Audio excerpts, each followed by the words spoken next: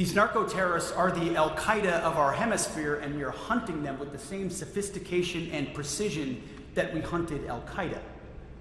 We are tracking them, we are killing them, and we will keep killing them so long as they are poisoning our people with narcotics so lethal that they're tantamount to chemical weapons.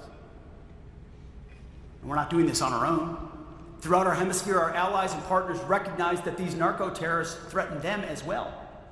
So we're working together, sometimes overtly, sometimes not, and we'll keep doing so for the sake of a safer, secure, and more stable hemisphere for all of us.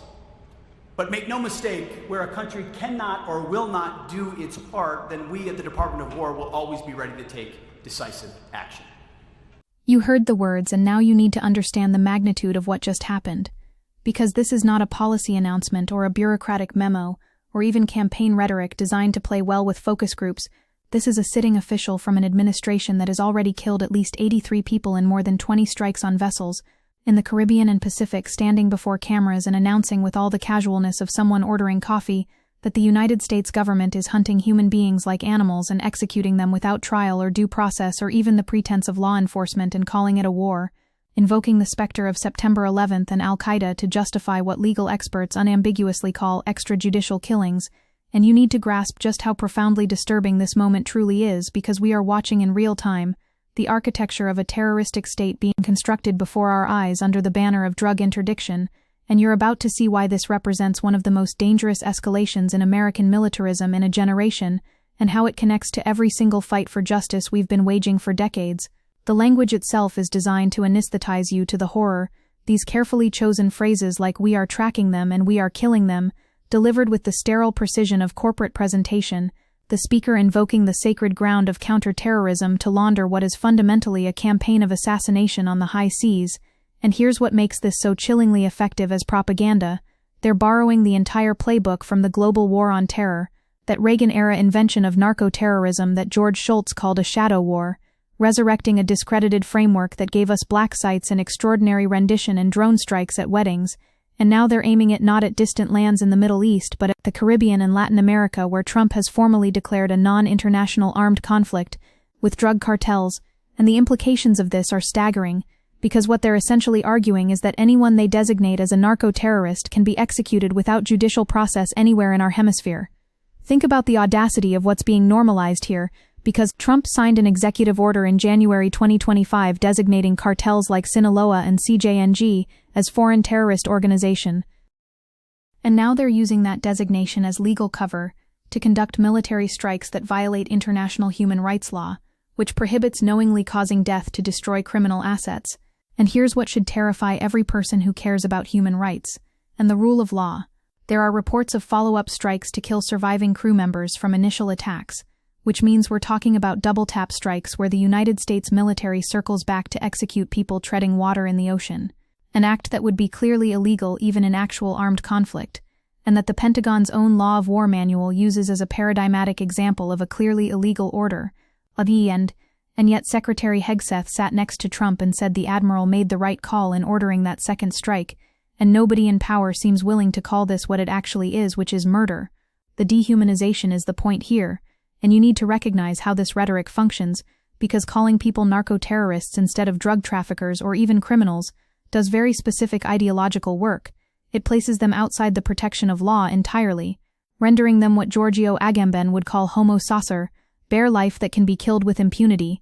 And this is exactly how the carceral state has always functioned, by creating categories of subhuman others whose deaths don't register as violence but as righteous elimination.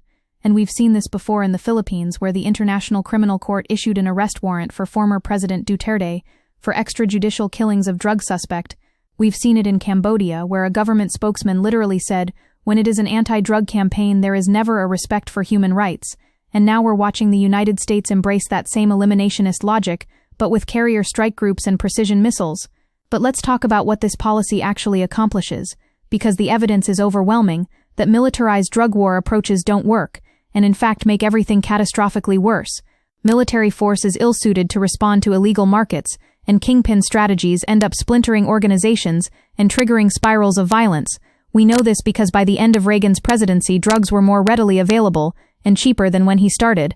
We know this because Nearly $13 billion was spent on international counter-narcotics between 2015 and 2024, and drug trafficking has only become more sophisticated with cartels now using legal ports of entry, commercial vehicles, and digital payment systems instead of individual smugglers. And here's the truly perverse part. Trump's militarization of Los Angeles has actually slashed California's National Guard fentanyl interdiction force by 32%, meaning this theatrical display of violence is actively undermining actual drug interdiction efforts. And who pays the price for this security theater masquerading as policy? Because it's certainly not going to be the cartel leadership sipping drinks in fortified compounds. It's going to be the desperately poor people who get recruited as mules and boat operators. Families of victims have said some of those killed had no ties to the drug trade. It's going to be the fishermen whose families say they weren't drug traffickers at all, and who, even if they survive, like two who were repatriated to Ecuador and Colombia, were never charged with any crime. And meanwhile, this militarization is creating cascading humanitarian disasters because increased border militarization pushes vulnerable populations into the shadows, making it harder for healthcare workers to reach them. Research shows military deployments in places like Juarez promoted behaviors that increase drug use and HIV risk. Let's be absolutely clear about the legal architecture being violated here, because this isn't some ambiguous gray area where reasonable people can disagree. Under the UN Charter, states may only use force in self-defense against armed attacks, and drug trafficking cannot alone constitute an armed attack that triggers the right of self-defense, which means every single one of these strikes violates international law. The strikes appear to flout prohibitions against extrajudicial killings in the International Covenant on Civil and Political Rights and in customary human rights law, which binds U.S. actions. And here's what should alarm anyone who thinks legal constraints still matter. These attacks may expose U.S. service members to criminal prosecution, and concern for legality reportedly led Admiral Halsey to give up his command a year early, which is extremely unusual, meaning even military leadership recognizes this campaign is legally indefensible. The historical echoes should be deafening to anyone who studied American imperialism, because this is Plan Colombia on steroids. This is Operation Condor with better technology. Military roles in drug control have been promoted and funded by the U.S., with the drug threat becoming a replacement for anti-communism as rationale for internal security missions. And we're watching the resurrection of that Cold War playbook where the United States claims the right to conduct operations throughout Latin America with complete disregard for sovereignty or human rights. Past administrations presented force as support for law enforcement, but this represents a dangerous escalation toward unilateral military action. And what makes this even more sinister is how it's being sold as protecting Americans from the fentanyl crisis, when Trump is killing boaters on specious narco-terrorism claims, while pardoning major drug traffickers, which should be a scandal bloodier than Watergate. Because yes, let's talk about the jaw-dropping hypocrisy that reveals this has nothing to do with protecting American lives and everything to do with authoritarian displays of dominance. Trump pardoned former Honduran President Juan Orlando Hernandez, who was convicted of moving at least 400 tons of cocaine to the United States.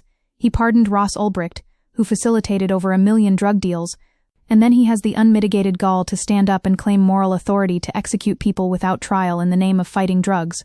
This is how fascism operates, through spectacular violence against the vulnerable while protecting the powerful, through the creation of enemies who can be killed with impunity while friends of the regime receive clemency regardless of their crimes. The broader context makes this even more horrifying, because we're not just talking about boat strikes in isolation. We're talking about an administration that has refused to go to Congress to request war authority, while openly calling this effort a war and teasing that operations will expand beyond water and onto the land, which means they're preparing for ground operations in Latin American countries. Mexico's President Claudia Sheinbaum has unequivocally stated the U.S. is not going to come to Mexico with the military, but that hasn't stopped Trump from threatening exactly that scenario, and here's what the stakes really are. This represents a major escalation using dubious legal practices from the War on Terror, and observers warn Tuesday's strike could open a new phase for extrajudicial military killings. The UN has been crystal clear about this, because international institutions still matter even when the United States acts like it's above them. UN experts have said international law does not permit unilateral use of force abroad to fight terrorism or drug trafficking, and attacks in foreign territory would violate sovereignty and amount to illegal use of force. UN Rights Chief Volker Turk has said there are strong indications the strikes violate international human rights law, and asked whether they are extrajudicial killings, and multiple reports from the Office of the High Commissioner for Human Rights have documented how the war on drugs undermines health and wastes resources while leading to mass incarceration, torture, extrajudicial killings, and the abusive use of the death penalty. What we're witnessing is the collision of multiple crises in American governance because you have an executive branch claiming sweeping authority to kill without congressional authorization or judicial oversight. You have a Republican-controlled Congress that has shown reluctance to assert authority with only 53% of poll respondents approving the strikes, and you have decades of the global war on terror that may have primed the public to see these strikes as normal, which means the Overton window has shifted so dramatically that extrajudicial execution by military force barely registers as controversial, and this is precisely how democratic institutions crumble, not through dramatic coups but through the gradual normalization of executive violence. The human rights implications extend far beyond the immediate victims in those boats because since February 2025, the U.S. has designated at least 19 new groups as foreign terrorist organizations, representing over one-third of all FTO designations in the last 20 years, and FTO designation prohibits any contact with organizations, meaning in locations where cartels hold power. This could criminalize entire communities, and in the U.S. individuals providing legal assistance could face legal sanctions, which means we're creating a legal framework where vast swaths of Latin America become terrorism zones, where anyone with any connection, however tangential to designated organizations, becomes fair game for prosecution or worse. And this is how you construct an architecture of permanent warfare and social control. The failure of this approach has been documented exhaustively by every credible human rights organization and international body. The UN High Commissioner for Human Rights has highlighted the failure of punitive drug policies and called for harm reduction and decriminalization, while noting how prohibition fuels organized crime and worsens violence. Illicit drugs are cheaper and more accessible than ever, and the war on drugs has fueled violence, human rights abuses, and infectious disease. The UN stated in 2023 that decades of war on drugs strategies failed to prevent increasing substance production and consumption, and yet here we are watching an administration double down on the most violent and least effective imaginable response. The environmental and social devastation created by militarized drug war cannot be overstated because prohibition fuels illegal markets and organized crime, while worsening displacement and environmental degradation as extractive industries financed by drug profits accelerate forest destruction. We see this playing out in communities across Latin America, where civilians are caught in crossfire and lines blur as security forces coordinate with traffickers, creating chaos. And the administration's response to this complexity is to blow up boats and promise more killing, as if violence itself were a solution rather than the very substance of the problem. And here's what should infuriate every person committed to social justice. The people being killed in these strikes are predominantly poor brown and black bodies from the global south. Drug war policies have had profoundly negative impacts on minorities, indigenous peoples, people with disabilities, and other vulnerable groups while sustaining systemic discrimination. This is racial capitalism in its most lethal form, where the war on drugs becomes yet another mechanism for controlling and eliminating populations deemed surplus or threatening, where the same people who would never get life-saving addiction treatment if they lived in the United States instead get summary execution when they're caught in the machinery of the drug trade, and the administration packages this as tough-on-crime policy when it's really just state-sanctioned murder, targeting the most desperate and disposable people in the Western Hemisphere. The way forward cannot involve more militarization or more killing, and every movement for justice needs to recognize this as a critical flashpoint. Latin America faces deep challenges of inequality, violence, and unemployment, and the United States should work alongside the region to promote inclusive, sustainable solutions that address root causes. We need war powers resolutions introduced in Congress to stop this assassination campaign, and constituents must demand their representatives oppose these strikes because they are extrajudicial killings, and Congress must reassert war powers authority. We need a complete reimagining of drug policy built on public health frameworks and harm reduction, rather than criminalization and death. What you just watched was not a policy briefing, it was a promise of more violence delivered with bureaucratic efficiency and wrapped in the language of counterterrorism. It was an announcement that the United States claims the right to kill throughout the Western Hemisphere without trial or evidence or legal process, and if we allow this to continue unchallenged, we are complicit in the construction of a hemispheric death machine that will consume thousands more lives while accomplishing nothing except the perpetuation of violence and the entrenchment of authoritarian power. This is your line in the sand. This is the moment that demands not just opposition but active resistance, because once we normalize military strikes against boats in the Caribbean, there is no limit to where this logic leads, and history will judge us not by our intentions, but by whether we stood up when it mattered most to say that human life has value, that transcends political convenience, and that no war on drugs justifies becoming architects of mass killing.